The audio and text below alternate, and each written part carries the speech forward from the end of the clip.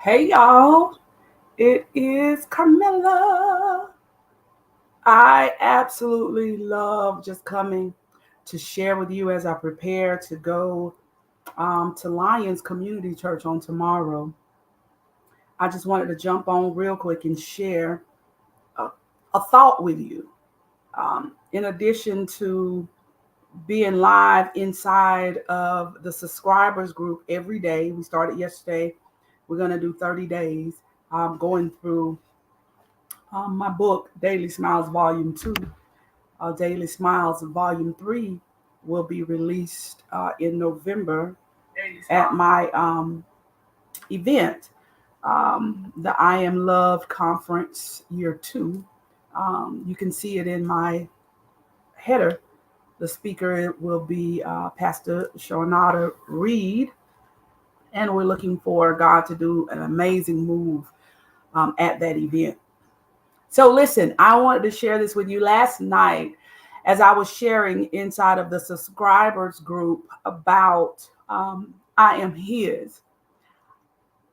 The more I thought about that, a lot of people do your devotions early in the morning.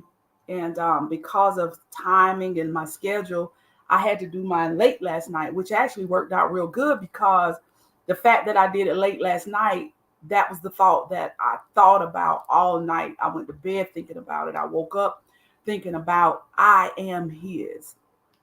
And so I want to talk to somebody just for a couple of minutes who feels like what it is that you desire is kind of odd that you desire it, right? Let me read where this is coming from. Out of my book, it says,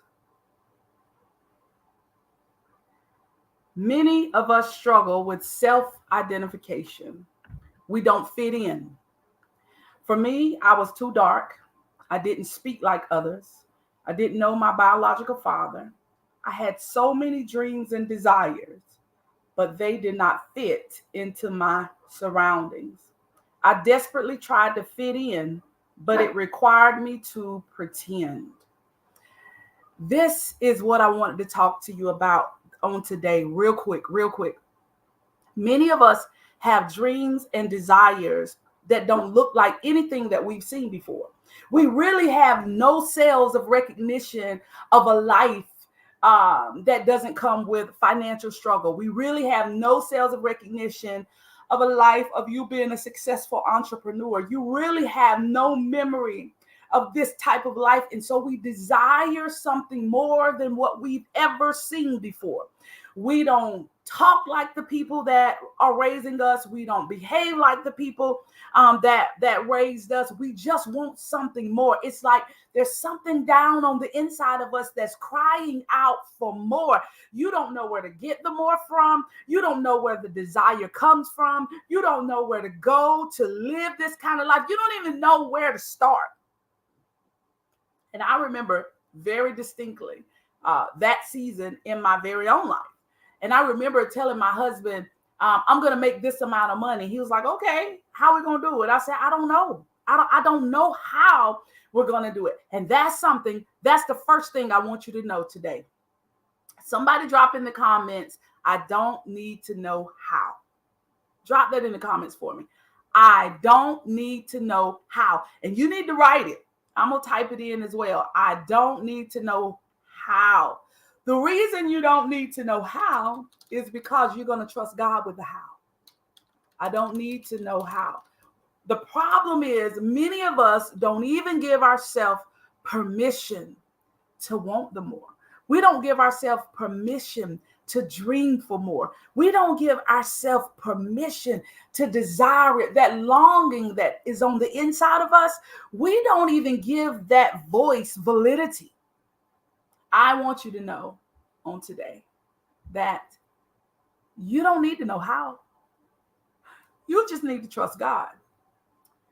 The other part of that step is I don't need to know how, is I give myself permission to desire it. You can't figure out the how. God can't order your steps in that direction if you will not embrace the desire that's on the inside of you. Give yourself permission to want it. It's not a sin for you to want more. It's not a sin for you to want to provide for your children. It's not a sin for you to want to provide more for your grandchildren. It's not a sin for you to want more out of life, for you to leave a legacy. It's not a sin for you if you're going to be a part of an organization that you desire. Okay, if I'm going to be in an organization, I'm going to be at the top.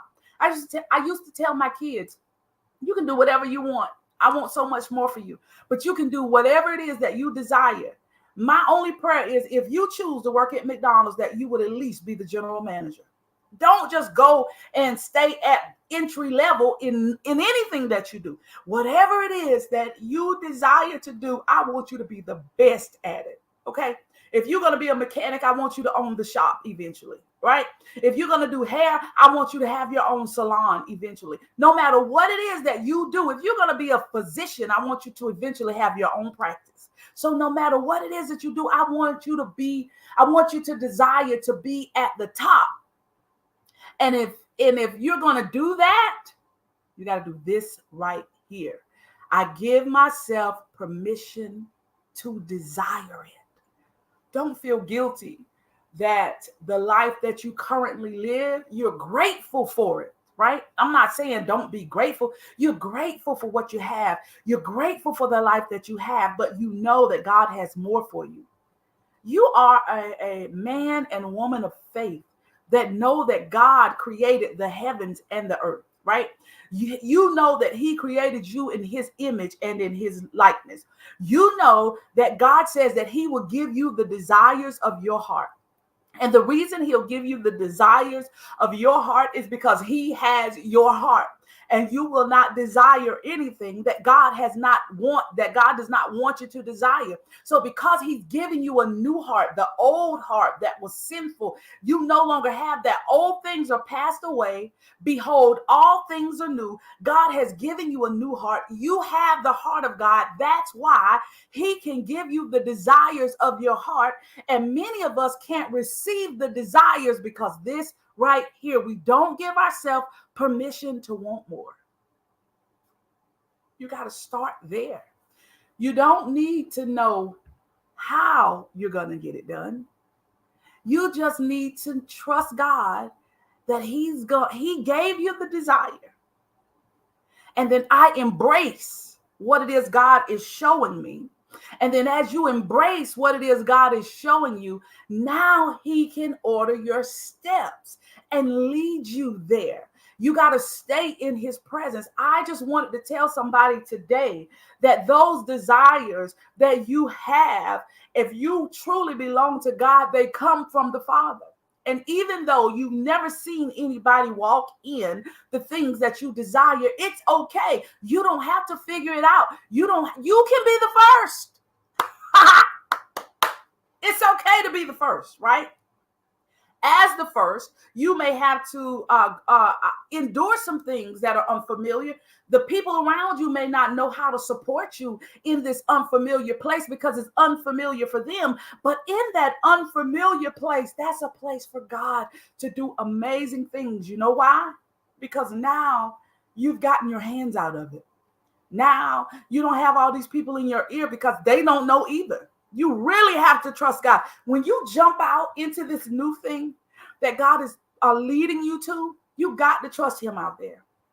In the John Maxwell team, there was a saying that they had that we embraced all those years ago, 9 years ago. He said, jump and build your wings on the way down. Jump and build your wings on the way down. Because if you don't jump and suspend the need to know how, you will always be stuck on that cliff. You'll always have something crying out on the inside of you that wants more, but you will be frustrated because you don't know how to get there. You'll be frustrated because you feel like you are stuck and you don't know how to get to the next level. Do you know how you got to get to the next level? You got to take a leap of faith. You got to jump and allow God to build your wings on the way down. That simply means you take the leap of faith. That simply means you suspend the need to know how, and you give yourself permission to want it. And then you trust God with the journey. He will order your steps. He will show you how to make this thing happen. It won't be a carbon copy of somebody else. Because if everything you do, you copying what somebody else does, that's not even authentic. So it won't last. It's going to be temporary. But if you build it the way God tells you to build it, it'll last forever. It'll last for multiple generations. It will not just feed you, it'll feed your children and your children's children. You will be able to give them something that they never dreamed of. And listen at this, you might have started at this level, but now your children can start at this level, and your children's children can start at this level. Everybody shouldn't have to get it out the mud when God is ordering your steps, when God is calling you to something greater. Embrace it, even if you don't understand it, even if you've never seen it, because those desires come from the Father.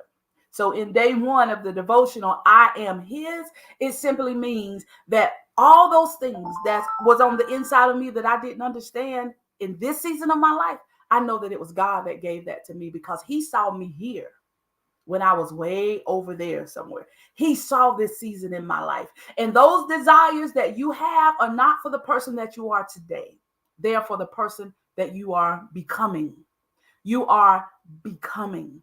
You are becoming. You are becoming. The person that you are becoming will know what to do with the desires that you have today, or those desires that you've sat on for the last 3, 5, 10 years. You've just been sitting on it. But when you take the leap of faith, you will start to grow, and you will have to learn, and you will have to do some things different. And when you do that, you're going to activate something on the inside of you that will help you to be who God knows that you are becoming. And the person over here will know what to do with those desires that you had way over here. I am his is your word and your thought for this weekend. Know that it was God that told you that you could be more. It was him that said that you are above only and not beneath.